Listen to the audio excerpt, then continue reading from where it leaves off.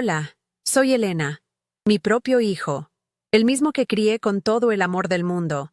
Me cerró la puerta en la cara y me dejó en la calle, en medio de su fiesta de lujo, con un frasco de mermelada en las manos, en lugar del dinero que necesitaba para mis medicinas del corazón. Esa noche entendí que para él, yo ya no era su madre, sino una vergüenza. ¿Alguna vez se han sentido invisibles para la persona que más debería importarles? Antes de contarles qué había dentro de ese frasco de mermelada, algo que lo cambió todo, déjenme un comentario diciéndome desde qué parte del país me están escuchando y suscríbanse al canal. Créanme, no querrán perderse lo que sucede cuando un hijo cree que ha humillado a su madre por última vez, porque a veces, el amor más pequeño puede convertirse en el arma más poderosa. Tengo 76 años y, desde que mi Ricardo falleció, vivo sola en un pequeño apartamento que se siente demasiado grande y silencioso. Mi única compañía es el sonido del televisor y los recuerdos de una vida que parece haberle pertenecido a otra persona. Sobrevivo con un cheque del Seguro Social, que cada mes se siente más corto. Mi hijo, Carlos, por otro lado, vive en un mundo completamente diferente. Él es lo que la gente llama un hombre de éxito. Vive en una de esas casas enormes, en un barrio privado, de esas con rejas doradas y jardines que parecen de revista. Y maneja un Mercedes-Benz que lava cada domingo con más cuidado del que jamás me ha demostrado a mí. La distancia entre su casa y mi apartamento no es solo de millas, es de mundos. Rara vez me visita, y cuando lo hace, se queda de pie cerca de la puerta, como si tuviera miedo de que la pobreza de mi hogar se le pegara a su traje caro. Su esposa, Sofía, es aún peor. Me mira por encima de sus lentes de diseñador, con una sonrisa falsa que no le llega a los ojos. La voz de Carlos al teléfono siempre suena apurada, como si estuviera mirando su reloj suizo mientras habla conmigo. No es el dinero lo que más duele, aunque apenas me alcanza. Es el silencio. Es sentir que después de toda una vida de sacrificios, me he convertido en un estorbo, en una llamada que preferirían no contestar. Ese mes, las cosas se complicaron. El médico me había cambiado la dosis de las pastillas para el corazón, y el nuevo tratamiento era mucho más caro. El cheque del Seguro Social no era suficiente para cubrir la renta, la comida y esas nuevas medicinas. Pasé 2 noches sin dormir, mirando el techo y sintiendo una opresión en el pecho que no era solo por mi condición médica. Me daba una vergüenza terrible tener que llamarlo para pedirle ayuda. Se siente como un fracaso, ¿saben? Como si no hubiera hecho bien mi trabajo de madre al no enseñarle a cuidar de la suya. Pero la desesperación era más fuerte que mi orgullo. Decidí ir a su casa.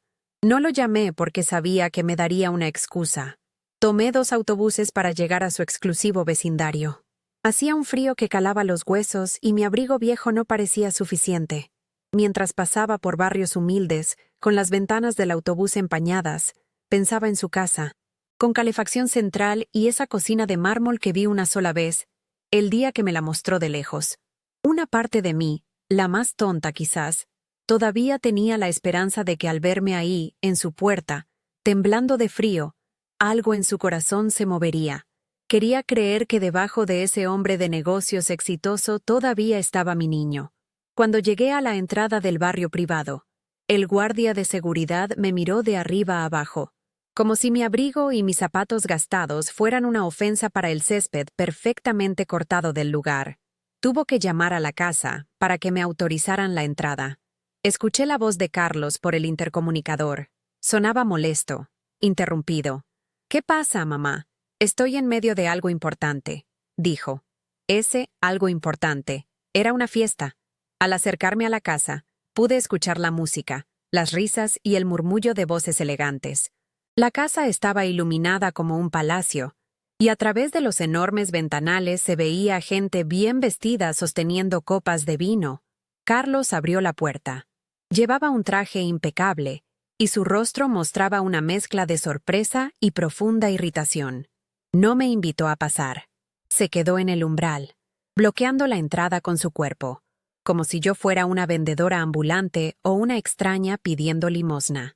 Detrás de él, vi a Sofía, que me lanzó una mirada de puro desdén antes de volver con sus invitados. Le expliqué en voz baja, casi en un susurro, por qué estaba allí, la urgencia de las medicinas, la vergüenza que sentía. Él ni siquiera me miró a los ojos. Su mirada estaba fija en la calle, asegurándose de que ninguno de sus vecinos importantes me viera. «Espera aquí», me dijo, con un tono frío y tajante.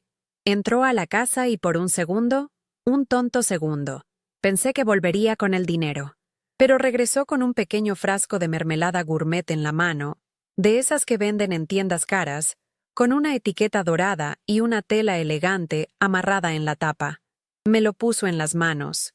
«Toma, mamá, para que te prepares un buen desayuno», me dijo, y con su mano en mi hombro, me hizo girar suavemente y cerró la puerta en mi cara. El sonido del cerrojo fue como un golpe en el pecho. Me quedé allí parada, en la oscuridad, con el frío metiéndose en los huesos y el peso de ese frasco en mis manos. Era el peso de la humillación. Me quedé parada en la acera fría, con la música y las risas de la fiesta de mi hijo, sonando amortiguadas detrás de la pesada puerta de madera que acababa de cerrarse. El frío de la noche no era nada comparado con el hielo que se había instalado en mi pecho. Mis dedos, entumecidos, se aferraban al frasco de mermelada como si fuera un salvavidas en medio de un océano de indiferencia. Era un frasco bonito, caro, de esos que uno ve en las revistas. Pero para mí, en ese momento, se sentía como una piedra, un monumento a mi propia invisibilidad. Miré la casa, todas sus luces encendidas, celebrando una vida de la que yo ya no formaba parte. Sentí cómo las lágrimas me quemaban los ojos, pero me negué a dejarlas salir. No iba a darle a mi hijo, ni a su mundo perfecto, la satisfacción de verme llorar en su jardín impecable. Di media vuelta y empecé a caminar lentamente, alejándome de la casa. Cada paso era un esfuerzo. Sentía las miradas curiosas de los otros invitados a través de los ventanales, aunque probablemente nadie se fijaba en la anciana que se alejaba en la oscuridad. El silencio del vecindario era abrumador, solo interrumpido por el susurro del viento en los árboles perfectamente podados. Era un silencio caro, un silencio que gritaba que yo no pertenecía allí. Recordé los años en que trabajaba doble turno en la fábrica para que Carlos pudiera ir a una buena escuela. Recordé vender las joyas de mi madre para pagar su primer año de universidad. Sacrificios que él parecía haber borrado de su memoria, reemplazados por trajes a medida y fiestas donde su propia madre era una vergüenza que debía ser despachada con un frasco de mermelada. Llegué a la caseta de seguridad y el guardia ni siquiera levantó la vista de su periódico. Para él, yo era solo una sombra que salía, tan insignificante como cuando entré. La parada del autobús parecía estar a kilómetros de distancia, al final de esa larga avenida bordeada de mansiones silenciosas. Mientras esperaba, sentada en el banco helado, abracé el frasco contra mi pecho, buscando un calor que no podía darme. El dolor en mi corazón era agudo. Una punzada que me recordaba las pastillas que no podría comprar. No era solo un dolor físico, era el dolor de la traición, el más profundo de todos, el que viene de la sangre de tu sangre. Ver las luces de los coches de lujo pasar, con gente feliz dentro, me hizo sentir como un fantasma atrapado entre dos mundos. El autobús finalmente llegó, casi vacío. Me senté junto a la ventana y observé cómo el barrio de mi hijo se desvanecía en la distancia. Las luces brillantes y las casas enormes fueron reemplazadas por edificios más pequeños, por las luces tenues y familiares de mi propio vecindario. Apoyé la cabeza en el cristal frío y el traqueteo del vehículo era el único sonido que me acompañaba. El frasco de mermelada estaba en mi regazo, su etiqueta dorada brillando débilmente bajo la luz pálida del autobús. ¿Qué se suponía que hiciera con él? ¿Era un regalo? ¿Una limosna? No, era un mensaje claro y cruel que decía: tu necesidad no me importa, pero no quiero sentirme culpable. Toma esto y desaparece. Nah. La humillación era un sabor amargo en mi boca. Al llegar a mi edificio, el ascensor, como de costumbre, no funcionaba. Subí los 4 pisos a pie, aferrándome al pasamanos, sintiendo cada escalón como una montaña. Mis piernas temblaban por el cansancio y el frío. pero sobre todo por el peso de la tristeza. Cuando por fin abrí la puerta de mi apartamento, el silencio me golpeó con más fuerza que nunca. Todo estaba como lo había dejado, ordenado, limpio, pero vacío. Terriblemente vacío. Dejé las llaves y el frasco sobre la mesita de la cocina. El frasco parecía un objeto extraño, un invasor de otro planeta en mi humilde hogar. Contrastaba con mi mantel de hule gastado y mis tazas sencillas. Era un recordatorio tangible de la distancia insalvable entre la vida de mi hijo y la mía. Me senté en mi viejo sillón, el que Ricardo y yo compramos cuando nos casamos, y me quedé mirando el frasco en la cocina.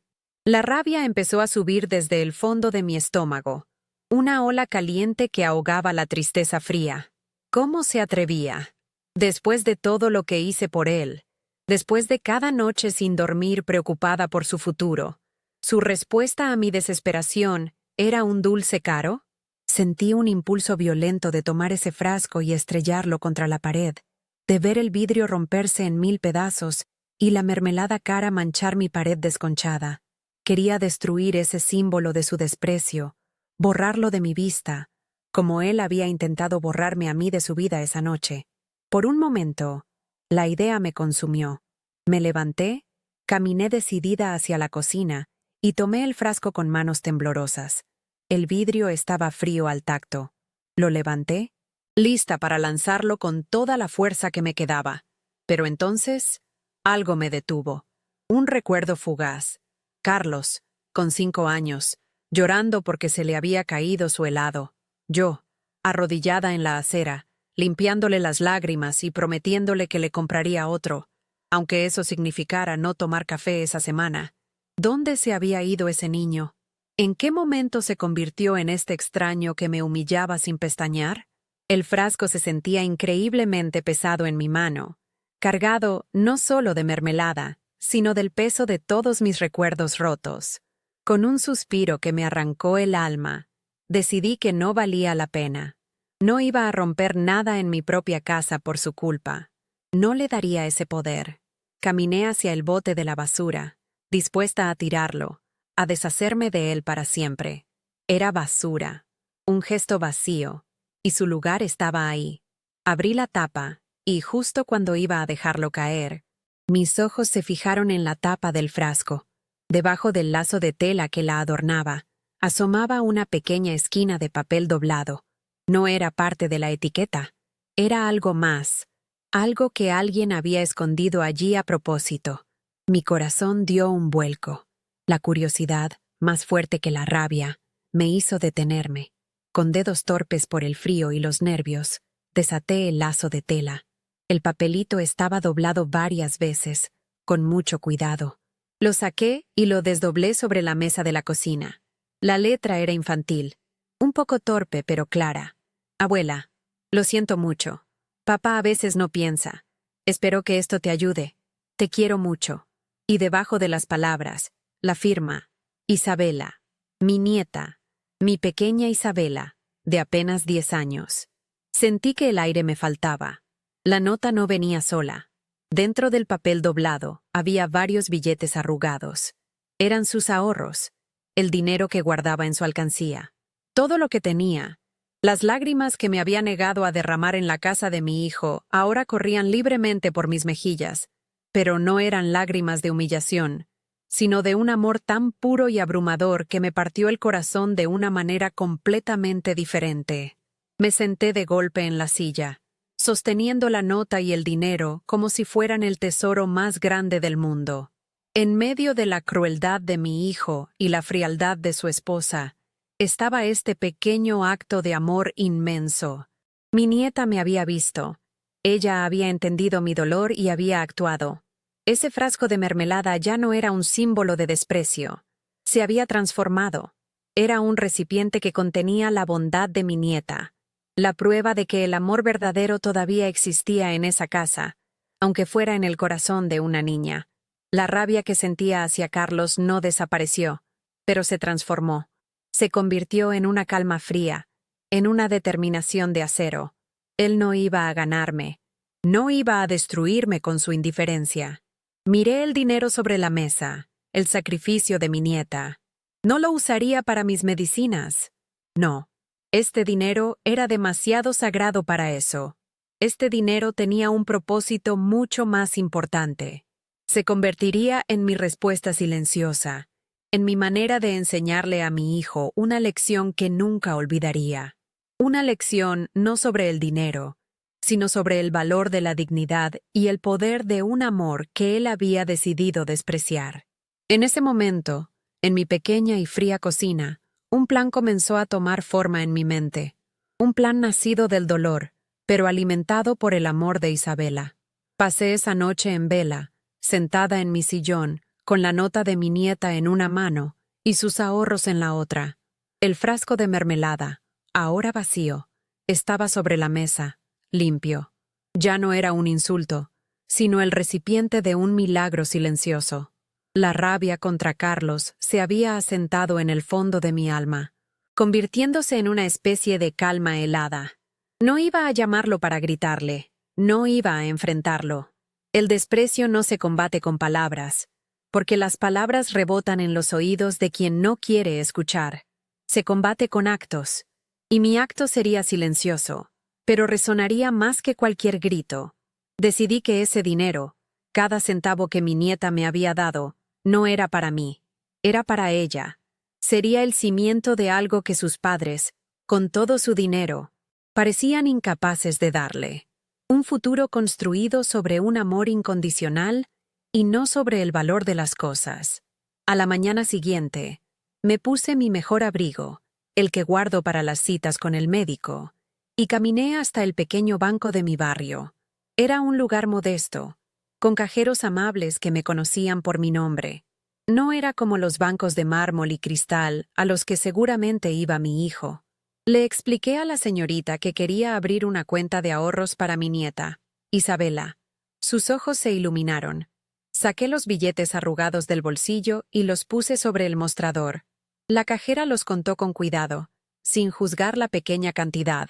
Mientras llenaba los papeles, sentí una fuerza que no había experimentado en años. Cada letra que escribía con mi mano temblorosa era una declaración de independencia. Estaba tomando el gesto de humillación de mi hijo y transformándolo en un legado de amor para su propia hija.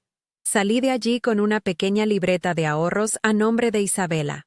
Era casi nada, pero para mí pesaba más que todo el oro del mundo. Los días que siguieron no fueron fáciles. La falta de dinero para las medicinas era una realidad que golpeaba cada mañana. Tuve que tomar decisiones difíciles. Compré arroz y frijoles en lugar de la poca carne que me permitía de vez en cuando. A veces, por la noche, sentía esa opresión familiar en el pecho y me preguntaba si estaba haciendo lo correcto. El orgullo es un lujo que los enfermos no siempre pueden permitirse, pero cada vez que la duda me asaltaba, sacaba la libreta de ahorros del cajón y la miraba.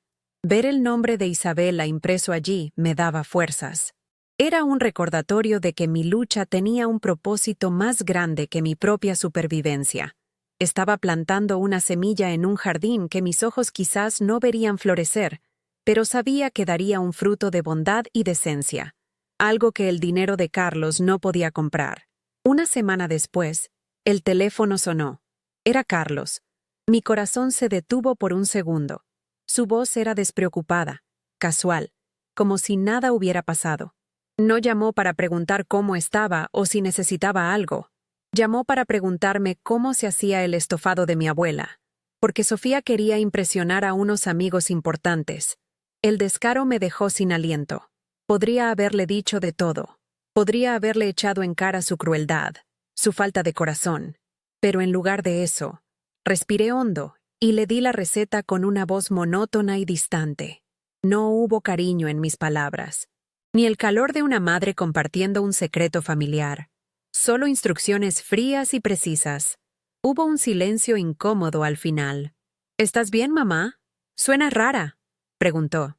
Estoy perfectamente, Carlos. Que disfruten la cena, respondí, y colgué antes de que pudiera decir algo más. El silencio, a veces, es la respuesta más ruidosa. Pasaron unas semanas más. La vida siguió su curso, con mis pequeñas luchas diarias, y mi nuevo secreto dándome una extraña paz. Entonces, una tarde, volvió a sonar el teléfono. Esta vez era Sofía. Su voz era empalagosa, falsamente dulce. Me llamaba para recordarme que el cumpleaños de Isabella sería el próximo sábado. Habían organizado una gran fiesta en su casa, con un mago y un castillo inflable en el jardín.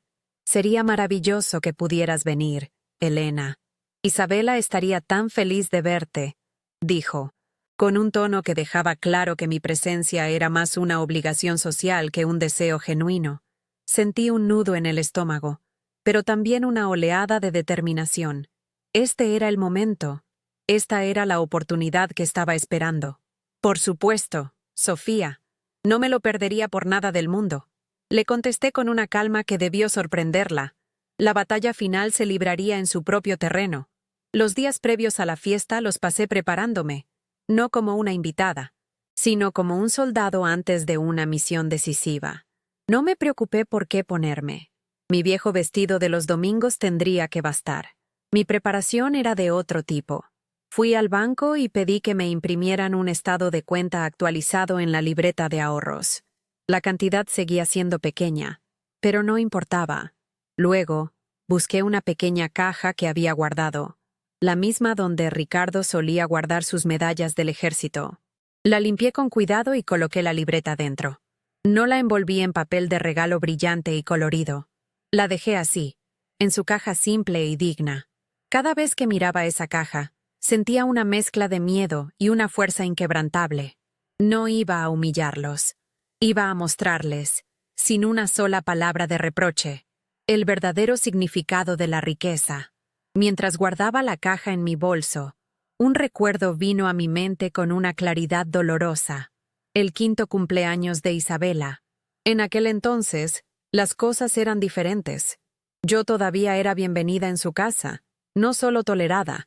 Recuerdo haber pasado toda la noche anterior horneando su pastel favorito, uno de chocolate con fresas, desde cero. Carlos había llegado a mi apartamento a recogerlo, y al probar un trozo, me dijo, «Nadie hace los pasteles como tú, mamá». Sus palabras me habían llenado de orgullo. En la fiesta, todos los niños se abalanzaron sobre el pastel, y la sonrisa de Isabella al soplar las velas sobre mi creación fue mi mejor regalo. Ahora, en su fiesta de lujo, seguramente habría un pastel de varios pisos, comprado en la pastelería más cara de la ciudad. Un pastel perfecto por fuera, pero sin el ingrediente principal que yo le ponía al mío, el amor. El sábado, repetí el mismo viaje en autobús hacia su mundo, pero esta vez no me sentía como una mendiga yendo a pedir limosna. Me sentía como una reina, aunque una reina con un abrigo gastado y un reino de un solo corazón. Al pasar por las calles impecables de su vecindario, ya no sentía la punzada de la exclusión. Veía las mansiones no con envidia, sino con una especie de lástima. Casas enormes, llenas de cosas caras, pero ¿cuánto amor verdadero había dentro de esas paredes? ¿Cuántos padres estaban realmente presentes para sus hijos, más allá de los regalos costosos y las fiestas extravagantes? Aferré mi bolso con fuerza. Dentro llevaba mi respuesta a todas esas preguntas, una respuesta contenida en una simple libreta de ahorros. Al llegar, la música y las risas de los niños llenaban el aire. El jardín estaba transformado en un parque de diversiones en miniatura. Carlos me recibió en la puerta con una sonrisa tensa y me dio un beso rápido en la mejilla que no llegó a tocar mi piel. Sofía me saludó desde lejos con un gesto de la mano, demasiado ocupada hablando con otras madres vestidas con ropa de diseñador. Me señalaron una silla en un rincón del patio. «Para que no te canses», dijeron, aunque en realidad era para mantenerme fuera de la vista. Me senté allí, una anciana invisible en medio de la opulencia.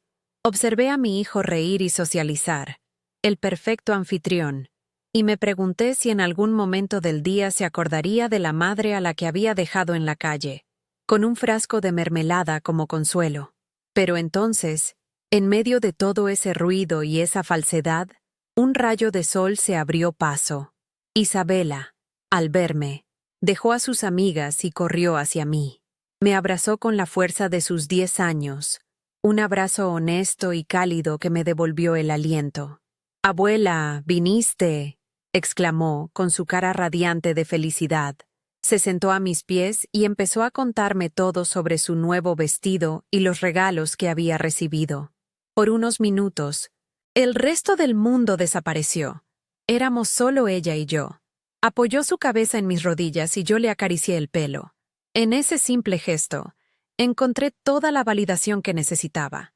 Mi plan ya no era una venganza, ni siquiera una lección.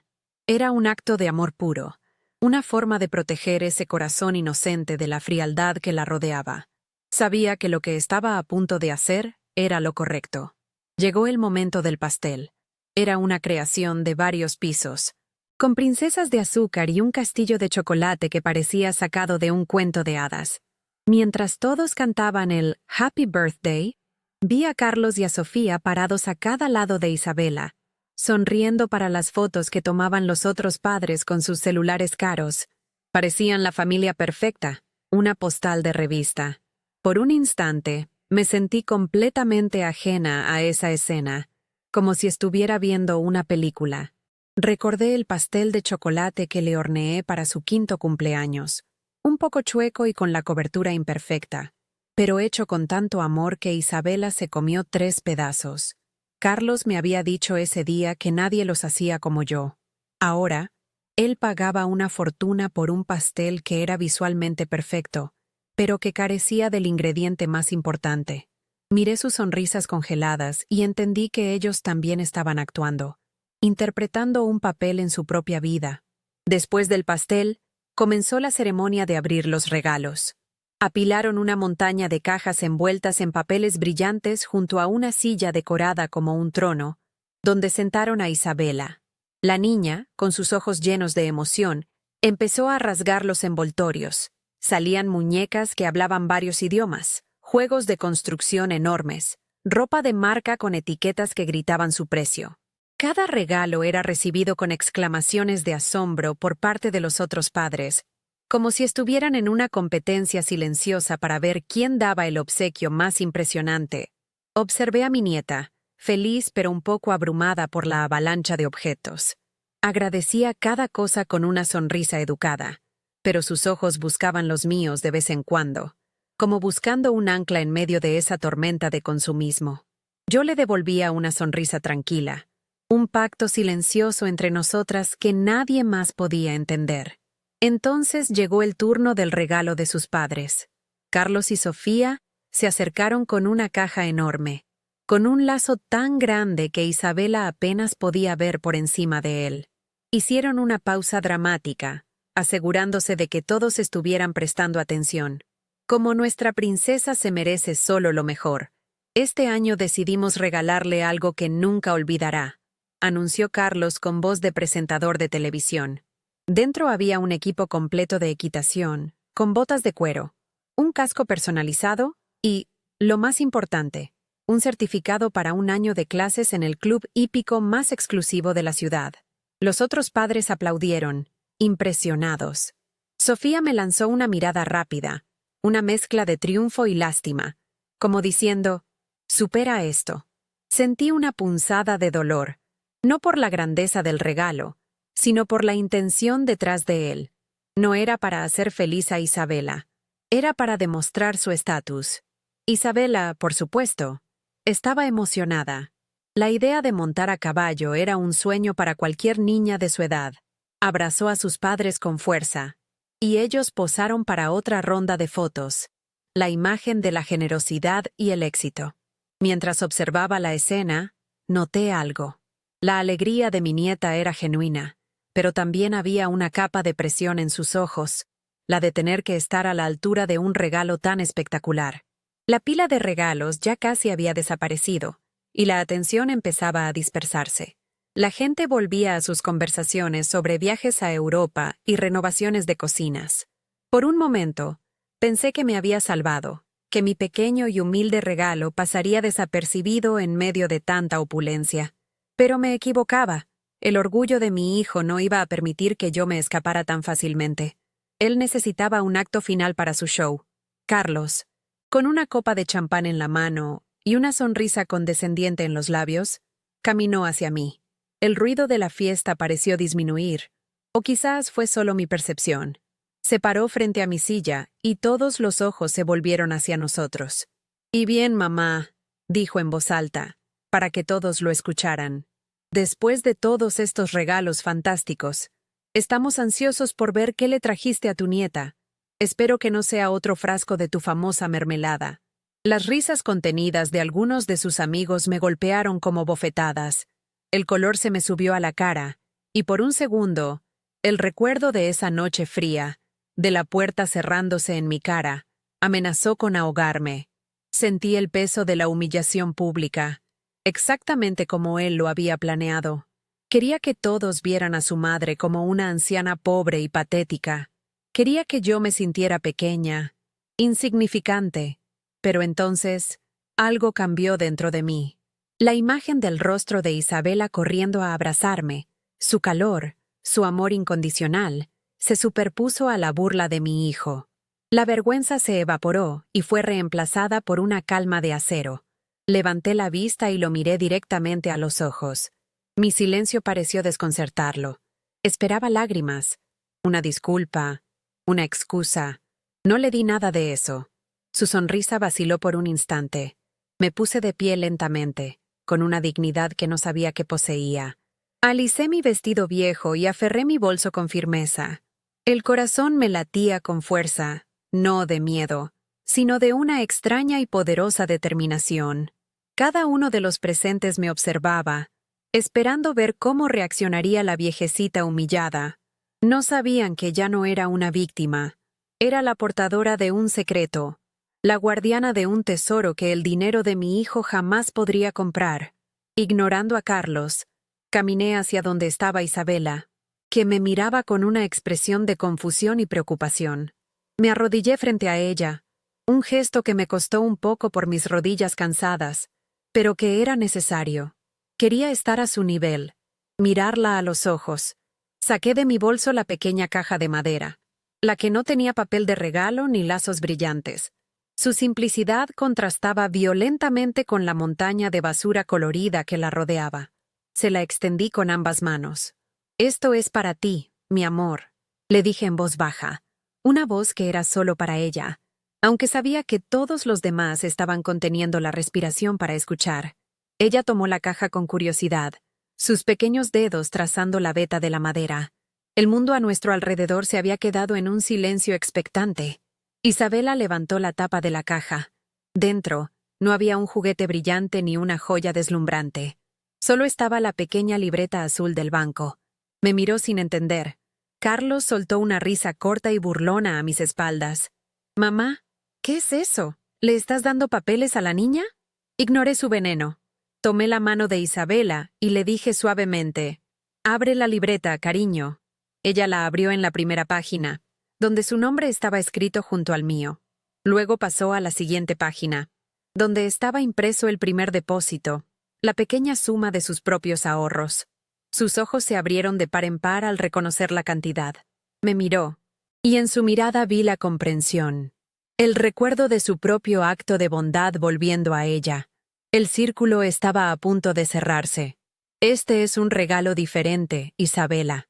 Continué, mi voz clara y firme, resonando en el silencio del jardín. «Tus padres te han dado cosas maravillosas para que disfrutes ahora. Yo quiero darte algo para tu futuro. Esto es una cuenta de ahorros a tu nombre. Empezó con un dinero muy especial que alguien con un corazón de oro me dio una vez. Y cada mes, de mi pequeña pensión, pondré un poquito más». Miré por encima del hombro a mi hijo, cuyos ojos estaban fijos en la libreta, su rostro pálido como el papel. «No es mucho, mi amor, pero es una promesa, la promesa de que la abuela siempre estará aquí para ayudarte a construir tus sueños, no con grandes lujos, sino con un amor que crece cada día, como los intereses en el banco». El impacto de mis palabras fue como una onda expansiva. Sofía se quedó con la boca abierta, incapaz de formular una palabra. Los otros invitados se miraban unos a otros, incómodos, entendiendo de repente que estaban presenciando algo mucho más profundo que una simple entrega de regalos. Pero la única reacción que me importaba era la de Isabela. Ella no dijo nada. Simplemente dejó la libreta a un lado, se arrodilló conmigo en el césped y me abrazó con todas sus fuerzas. Apoyó su cabeza en mi hombro y sentí sus lágrimas calientes mojar mi vestido. No eran lágrimas de tristeza, sino de una emoción pura y abrumadora. En ese abrazo, en ese silencio, yo había ganado. No había gritado, no había acusado, no había insultado. Simplemente había respondido a la crueldad con amor, a la humillación con dignidad, y al vacío de su riqueza con la única moneda que realmente importa. Si conoces a alguien que necesita escuchar este mensaje de confianza en sí mismo, por favor comparte este video. No olvides suscribirte para más historias sobre cómo encontrar tu propio camino, incluso cuando no es lo que los demás esperan. Gracias por escuchar. Me levanté del suelo, sintiendo el crujido de mis rodillas, pero mi espalda estaba más recta que nunca. El abrazo de Isabela me había infundido una fuerza que no sabía que tenía. Me giré para encarar a mi hijo. Su rostro, antes lleno de una burla triunfante, ahora mostraba una pizca de incertidumbre. La fiesta se había detenido por completo. Los invitados, con sus copas a medio beber, nos observaban como si fuéramos actores en un escenario improvisado. Sofía, a su lado, había perdido su sonrisa de anfitriona perfecta. En su lugar, había una máscara de tensión. El aire estaba cargado, espeso con las palabras no dichas y las verdades a punto de estallar. Ya no era la viejecita patética que él esperaba. Era una madre que había recordado su valor. Carlos rompió el tenso silencio, intentando recuperar el control con el arma que mejor conocía, el sarcasmo. «¿Y bien, mamá? ¿No vas a explicarnos el gran misterio?», dijo, su voz resonando en el jardín repentinamente silencioso. «¿Qué es esa libreta? ¿Un diario con tus recetas secretas?». Algunos de sus amigos soltaron risitas nerviosas, pero el humor no cuajó. El momento había cambiado. Ignoré su pregunta y mi mirada se posó en los otros padres, uno por uno. No los miré con ira, sino con una profunda y silenciosa tristeza. La tristeza de una madre que ve a su hijo perderse en un mundo de apariencias. Mi silencio los hizo removerse en sus asientos. Sus sonrisas incómodas se desvanecieron. De repente, ya no eran espectadores de una comedia, sino testigos de un drama familiar muy real y muy doloroso. Finalmente, hablé.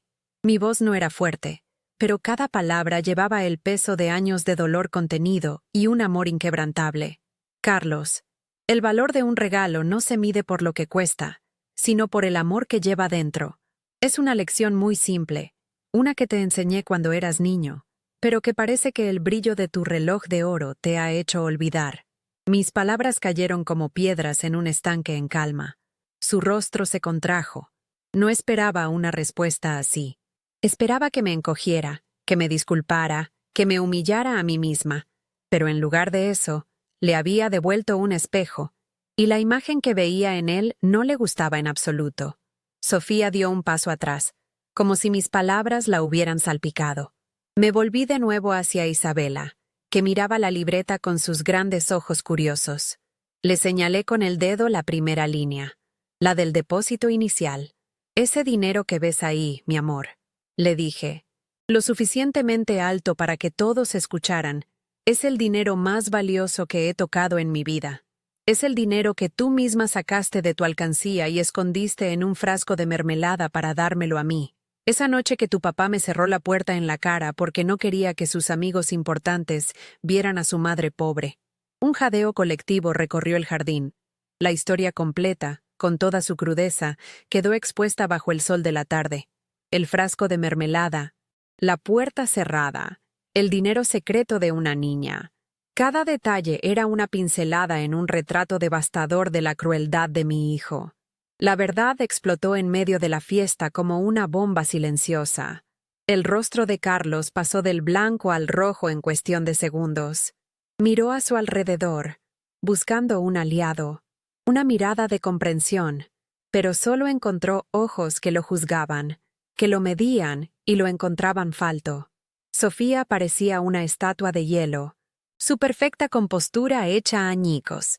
Su fiesta de ensueño, su escaparate de éxito y felicidad, se había convertido en su humillación pública. Todos sus invitados importantes ahora conocían la podrida verdad que se escondía detrás de su fachada de familia perfecta. Eran ricos en cosas, pero estaban en bancarrota moral, y ahora todo el mundo lo sabía. El silencio que siguió fue más atronador que cualquier acusación. Una de las mujeres, la esposa de un socio importante de Carlos, a la que Sofía había estado adulando toda la tarde, fue la primera en moverse. Se levantó con una elegancia glacial, tomó su bolso de diseñador y le dijo a su esposo: «Creo que ya es hora de irnos, querido». No miró a Carlos ni a Sofía. Caminó directamente hacia mí. Me puso una mano en el hombro y me dijo en voz baja: «Usted es una mujer muy fuerte». Luego se inclinó, le dio un beso a Isabela en la frente y se fue sin decir adiós a sus anfitriones. Su gesto rompió el hechizo. Como si fuera una señal, las otras familias comenzaron a levantarse, a murmurar excusas apresuradas, a reunir a sus hijos y a dirigirse hacia la salida, evitando cuidadosamente la mirada de un Carlos y una Sofía completamente paralizados.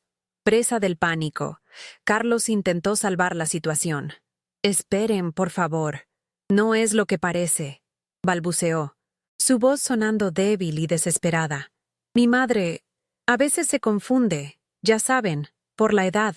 La mentira era tan patética, tan transparente, que solo consiguió acelerar la desbandada. Nadie le creyó. El castillo inflable en el fondo del jardín, que había comenzado a desinflarse lentamente, parecía una metáfora perfecta de su estatus social en ese preciso instante. En menos de 5 minutos, el jardín lleno de risas y música se vació, dejando solo el eco de la vergüenza. La fiesta había terminado, y con ella, la ilusión de respeto que tanto se habían esforzado por construir. Cuando el último invitado se fue, Sofía se giró hacia Carlos. Su rostro era una máscara de furia contenida. «¿Estás feliz?», le siseó, con un veneno que yo nunca le había escuchado. «Te lo advertí. Te dije que invitarla era un error. Nos has arruinado. Nos has humillado frente a todos nuestros amigos». Empezaron a discutir allí mismo, en medio de los restos de la fiesta, con susurros violentos y acusaciones mutuas. Se habían olvidado por completo de su hija, la cumpleañera, que los miraba con los ojos llenos de una tristeza que ninguna niña de 10 años debería conocer. Estaba viendo a sus héroes, a sus padres perfectos, desmoronarse en las criaturas pequeñas y egoístas que realmente eran. En medio de esa tormenta de veneno, me acerqué a Isabela y le tomé la mano. Su pequeña mano estaba fría. «Vámonos de aquí, mi cielo», le susurré.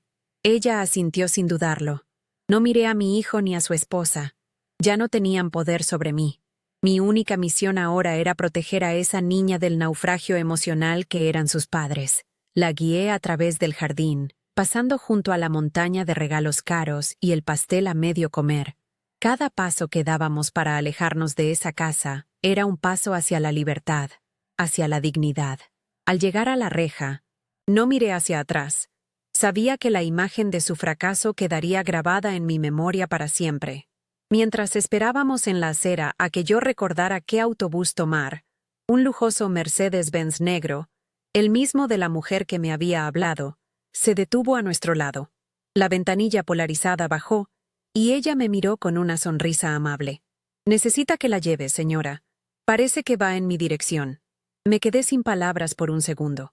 La bondad de una extraña en un día tan lleno de crueldad se sentía como un bálsamo.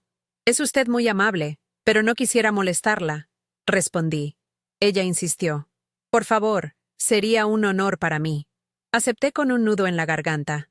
La vida, a veces, tiene formas extrañas de equilibrar la balanza. Subimos al coche. El interior olía a cuero y a un perfume suave y caro. Era un mundo de diferencia con el autobús lleno de gente y el olor a diésel. Isabela se acurrucó a mi lado, aferrando con fuerza su libreta de ahorros. Mientras el coche se alejaba silenciosamente por la calle bordeada de mansiones, miré por la ventanilla trasera. Vi a Carlos y a Sofía, dos figuras pequeñas y solitarias en medio de su enorme y vacío jardín. Estaban de pie entre los globos desinflados y los platos sucios, sin mirarse, cada uno perdido en su propia isla de miseria. Habían ganado una casa grande, pero habían perdido un hogar. Yo, en cambio, con mi abrigo gastado y mi apartamento alquilado, sentí por primera vez en mucho tiempo que era inmensamente rica. Tenía en mis brazos el único tesoro que importaba. La señora Valdés, la mujer del coche de lujo, no me hizo ninguna pregunta durante el trayecto. Su silencio era respetuoso, una especie de bálsamo después de la tormenta de gritos y acusaciones que habíamos dejado atrás. Isabela se quedó dormida en mi hombro, con la libreta de ahorros todavía apretada en su mano, como si fuera su posesión más valiosa. Cuando llegamos a mi edificio, la señora Valdés insistió en acompañarme hasta la puerta. Antes de irse, me dio una pequeña tarjeta con su número de teléfono. Para lo que sea, Elena, en serio, me dijo, y en sus ojos vi una comprensión que iba más allá de la simple lástima. Esa noche, por primera vez en mucho tiempo, no me sentí sola en el mundo. Sentí que había encontrado una aliada inesperada en el lugar más improbable. Al entrar en mi pequeño apartamento, la quietud ya no se sentía como abandono, sino como un refugio. Acosté a Isabela en mi cama y la arropé con la manta que yo misma había tejido. Me senté en mi viejo sillón, el mismo donde tantas noches había llorado mi soledad, y miré la ciudad a través de la ventana. No sentía triunfo, ni siquiera satisfacción. Solo sentía una inmensa y agotadora paz. La batalla había terminado. No la que yo había planeado, sino la que la vida me había puesto delante. Más tarde, Isabela se despertó y me preguntó con su vocecita somnolienta, ¿estás enojada con papá? Le acaricié el pelo y le respondí con la verdad más simple que encontré. No, mi amor, estoy triste por él. A veces, la gente que tiene mucho dinero se olvida de las cosas que de verdad valen. Ella pareció entenderlo, porque me abrazó y no preguntó nada más. Al día siguiente, como esperaba, Carlos llamó. Pero su voz no tenía ni una pizca de arrepentimiento. Estaba llena de una furia helada. Me acusó de haberlo humillado a propósito, de haber planeado todo para destruir su reputación frente a sus amigos y socios. Gritó que yo era una manipuladora, una resentida, y que nunca se lo perdonaría. Escuché su torrente de insultos sin interrumpirlo. Dejé que vaciara todo su veneno. Cuando por fin se quedó sin aire, hubo un largo silencio. Esperaba que yo llorara, que le suplicara perdón. En lugar de eso, le dije con una calma que me sorprendió a mí misma. Yo no te humillé, Carlos. Tú te humillaste solo. Yo simplemente puse un espejo frente a ti. Y antes de que pudiera responder, colgué el teléfono. Ese clic fue el sonido de mis cadenas rompiéndose para siempre. Las consecuencias de esa tarde no tardaron en llegar, aunque yo solo me enteré por pedazos.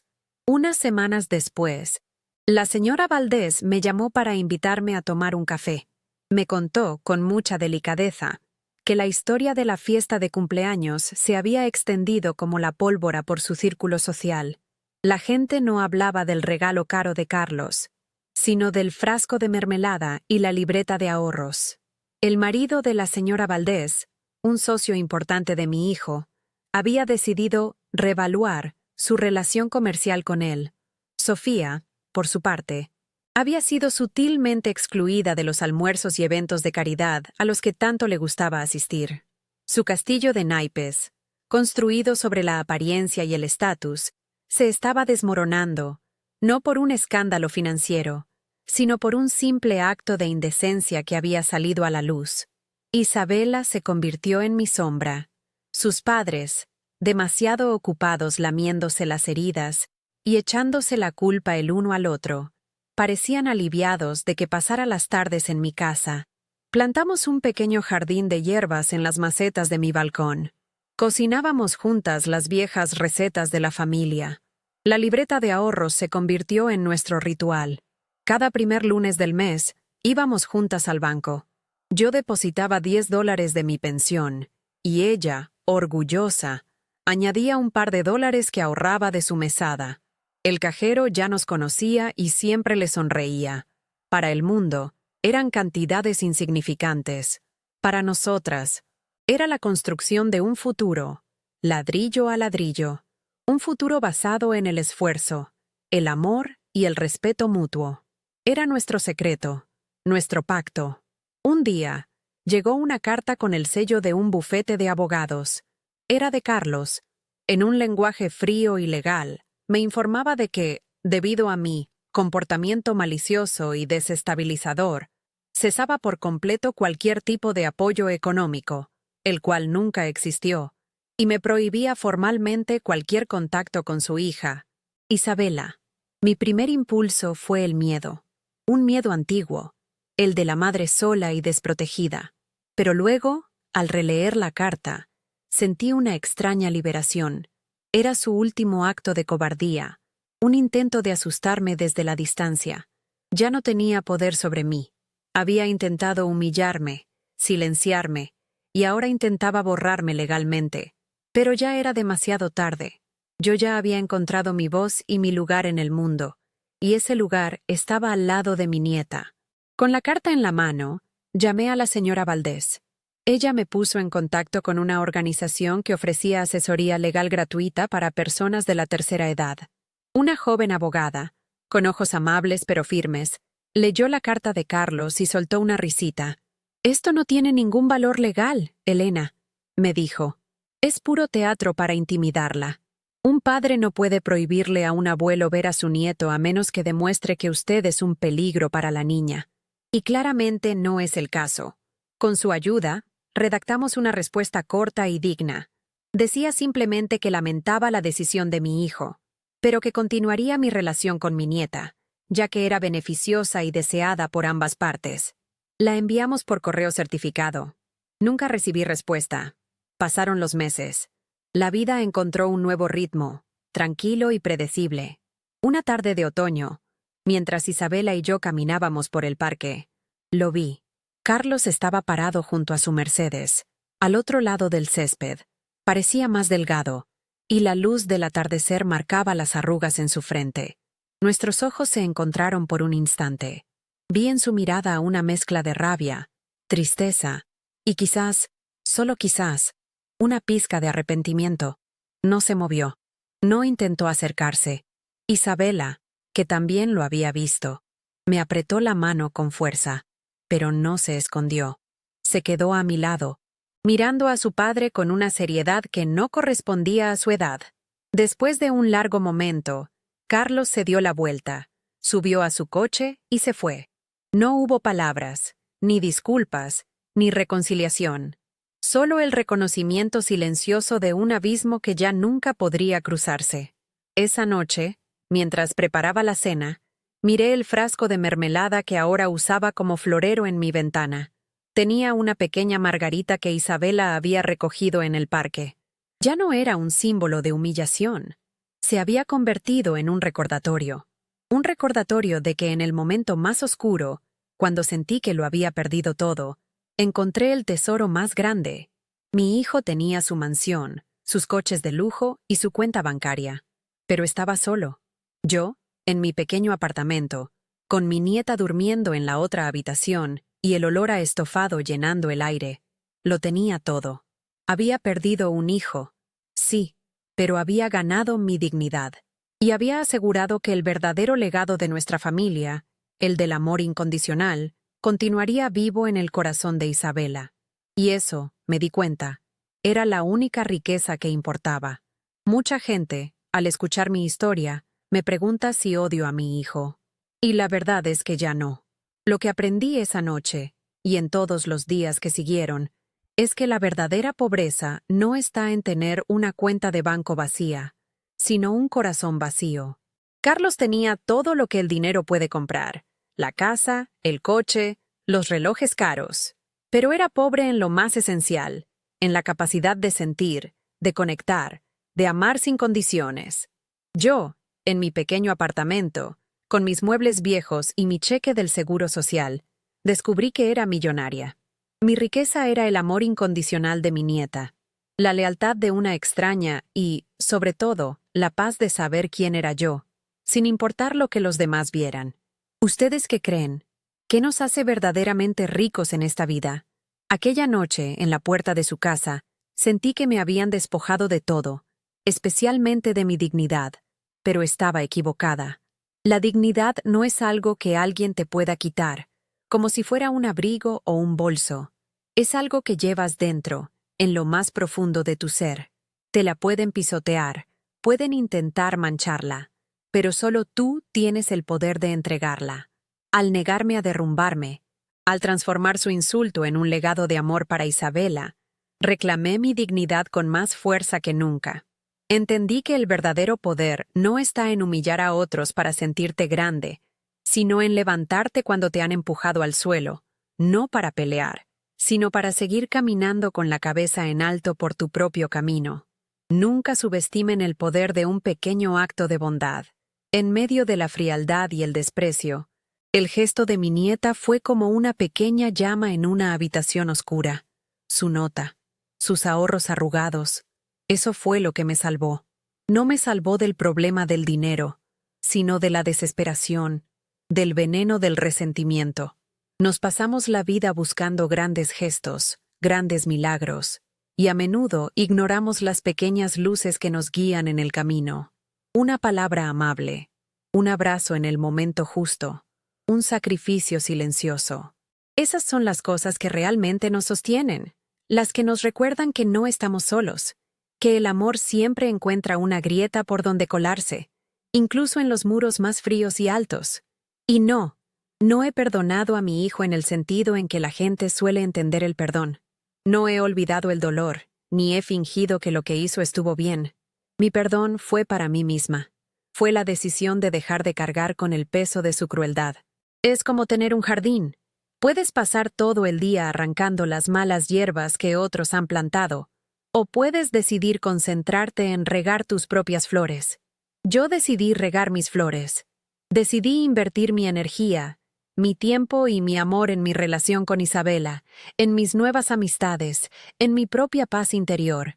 Dejar ir el rencor no significa que la otra persona ganara, significa que tú elegiste ya no jugar su juego.